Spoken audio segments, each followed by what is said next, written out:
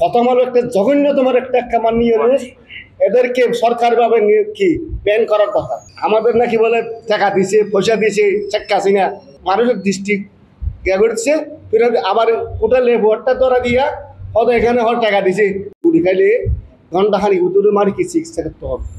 প্রায় 3-4 ঘন্টা হয়ে গেছে, 4 ঘন্টা পর ওনাকে আমরা পাইছি প্রায় 10:30টার দিকে, আমার গাড়ায় 11টার দিকে আমার বাড়ি পথের মারি পাইছি অ্যাম্বুলেন্সে, দেখেছি ওনার হাই দূরতে বাঁচবে না। তারপর যাই যেতে আখার বান দিকে ওনার ডাক্তারে বলছে যেদিকে ওনার গুলি চলে গেছে সেদিক দিকে আপনার হাত পা এভাবে চারবে, উনিভাবে অ্যাম্বুলেন্স এভাবে তুলা সার খাবে, সার খেলায় উনি ব্যথা যে সহ্য করতে পারবে, এভাবে তুলা সার খাইয়া শ্বাস নড়ে হান ওনারকে খুবই গেছে। ওনার এভাবে রক্তটা যে মারে আপনার শ্বাস নলি মারে আপনার পানির সাথে এবার সর্বস্বর অল কি বলে রক্তাক্ত হয়ে গেছে, ওনাকে রক্তাক্ত এভাবে হয়ে গেছে। আবার যখন সিটাং পারবিতে নেওয়া হয়েছে তারপরে আমরা চেষ্টা করছি, পারবিতে নেওয়ার পরে পারবিতে এখন এখানে বলছে যে ওনার 40 মিনিট আগে ওনার কি খারাপটা চলে গেছে, কারণ জেলায় ওনার অবস্থা হয়েছে যে গুলি ফেসারটা এভাবে বাড়িয়েছিলেন, সেজন্য ওনার আর বাঁচার সাধ্য হয়নি। তারপরে এখান থেকে আমরা নিয়ে যেখানে লাশ শুনছি ছাত্রলীগের লোকের মানে ছাত্রলীগের আবার অ্যাম্বুলেন্স সই করতেছে, আমরা আমাদের ফ্যামিলিরা খুব চিন্তা করে মারি না খান্দায় ওনাকে নিয়েছি, আনার পর এখানে বাড়িতে এনেছি তারা এই 4টার দিকে আনার পর আমার ছেলেকে ফজর রাখে একদম আমরা দেখলাম যে ছেলে রক্তাক্ত জব ঘাট থেকে রক্ত বার করছে। তারপরে সকাল হয়েছে, সকাল হওয়ার পর আমরা বলছি এখন কী করবো, এখন তো কিছু করার নাই, ওনাকে এখন পোস্টপোন করি নাই, আমরা যখন রক্তাক্ত দেখেছি আমরা ওনাকে তখন করে দিচ্ছি। তখন করার কথা ছিল 9টার দিকে, সকাল 9টার দিকে। এখন বিভিন্ন ধরনের জেলার থেকে ফোন করে আওয়ামী লীগের লোকেরা তাড়াতাড়ি করে ওরা কী করছে তখন করে ফেলেছে, আমরাও টের পাইনি। এরা তখন করে আসা করে সেদিন শুক্রবার বিশুদ্ধবার উনি গুলি খেয়েছেন 18 জুলাই 19 জুলাই শুক্রবার।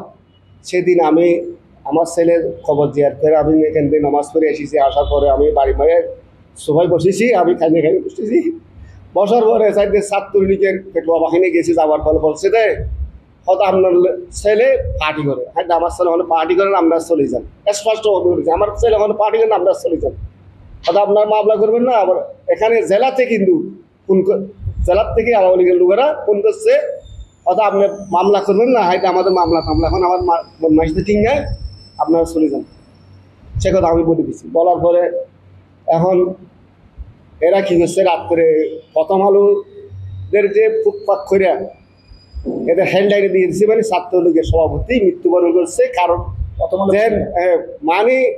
যেখানে আন্দোলন চলাকালে যেন আন্দোলন থামে যাওয়ার জন্য। তোর জঘন্যতম একটা প্রথম আলো একটা জঘন্যতম একটা খামার নিয়ে এদেরকে সরকারিভাবে কি ব্যান করার কথা। ছাত্র আন্দোলনের বিরুদ্ধে পক্ষে না, একজন মানুষ মানুষ উনি যে মৃত্যু হয়েছে সত্য, মিথ্যাকে উনি যে প্রচার করলে সত্য মৃত্যু করলেন। মাত্র 30% টাকায় জমির মালিক হয়ে নতুন বাংলাদেশের গড়ে তোলার স্বপ্ন দেখা বাংলা বসতি একটা বিশাল আমরা তো মজনু। আমার একটা ছেলে আবার বিআরবি কেবলে চাকরি করে 4 বছর, ওনারা বলছে স্যার আমার এখন ডিগ্রিতে লেখাপড়া শেষ, এখন আমি চাকরি ছেড়ে দেবো, আমার একটা ভবিষ্যৎ আছে। তো উপর হেঁটে বসে থেকে বলছে রে ওদের হাসান হাবিব তোমার চাইতে হবে না, তোমার এই সততার কারণে তোমাকে এখন অফিসার র্যাঙ্কে দেওয়া হয়েছে, মাসে 50,000 টাকা বেতন।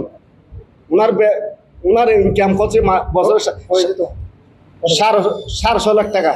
আমাদের নাকি বলে টাকা দিছে, পয়সা দিয়েছে শেখ হাসিনা, দুনিয়ার কথা। এরা সবাই ভাইরাল, একটা দিচ্ছে ছাত্রলীগের সভাপতি মানুষের দৃষ্টি করছে, ফিরে আবার কোটালে ভোটটা ধরা দিয়া হয়তো এখানে হল টাকা দিছে 50,000 টাকা সুদকে মানুষ মৃত্যুবরণ করে। আমি একজন মুসলমান, কেন আপনি আমাকে সংশয়পত্র দিলেন? আপনি মুসলমানের বলেন না, প্রধানমন্ত্রী বলেন না, এটা মুসলমান কান্ট্রি রাষ্ট্র না। কি করে সবগুলো আওয়ামী লীগের লোকেরা সবাই আবার আগে কি ষড়যন্ত্রকারী ষড়যন্ত্র যেখানে যেখানে ষড়যন্ত্রগুলো চালায় এদের এদের ষড়যন্ত্রের মানে শেষ নাই। আমাদের পরিবার আমার ছেলে কোনো রাজনীতিও জড়িত ছিল না, এদের কেন কোনো ডকুমেন্ট নাই। আমাকে এদেরকে ডিসিএসপির অফিসে আইনে বলছে হয়তো উনি পার্টিকে তো অত সিবিটা কোথায়, ডিসিএসপি কি আমরা সিবি নিয়ন্ত্রণ করে? এগুলো আওয়ামী লীগের অফিসে নিয়ন্ত্রণ করে। ডিসিএসপি মানে ওনার উপর বাড়ি হলো গোপালগঞ্জ, উনি একজন ছাত্রলীগের নেতা ছিলেন, উনি একজন ছাত্রলীগের নেতা ছিলেন, উনি এখানে মানে ওনাকে কেন সবাই মানে আওয়ামী লীগের ষড়যন্ত্র বিশ্বাস নাই। আমাদের ফ্যামিলি নিয়ে আছে মানে আমাদের, আমি সত্য কথা, আমি যদি জীবন জেলেও আমি ছেলের হত্যাকারী ছাড় দেবো না। আমার কথা শেষ, আমার ছেলেকে আমার যারা খুন করছে ছেড়ে দেবো না। এরা সরাই দিন মানে হেলমেট পরে মাস্ক পরে যেভাবে বৃষ্টির মতন গুলি চলাইছে এদিন ওনাকে উনি লাইভ করে ওনাকে মারি খুন করা হয়েছে ছেলে যে মাহবুব ছিলেন। তারপরে এদের মানে বড় কমল এদের বড় বড় এদিন এখানে শেখ হাসিনার তো নির্দেশ আছে এখানে, তাহলে উনি যে আমাদের এখানে বঙ্গবন্ধু ছিলেন, আমি বঙ্গবন্ধু যাই আমার দরকার কি? আমার তো বঙ্গবন্ধু যাবার আমার দরকার নাই, আমার এখানে ডিএসপি ছিল, আমি যে কোথায় যাবো না। আমার ছেলে মৃত্যুবরণ গেছে, আমি আল্লাহকে বিচার দিছি, আল্লাহই বিচার করবে সেদিন বলেছিল। আমি ডিসিএসপি আসে আমাদেরকে ধরে আইনে হতে উনি যে পার্টি কোথায়, পার্টির সিবিটা কোথায়?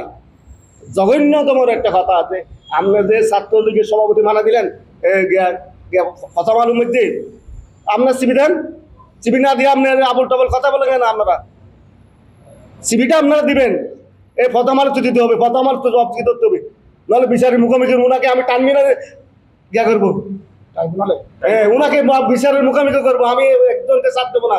আমার কথা স্পষ্ট শেষ।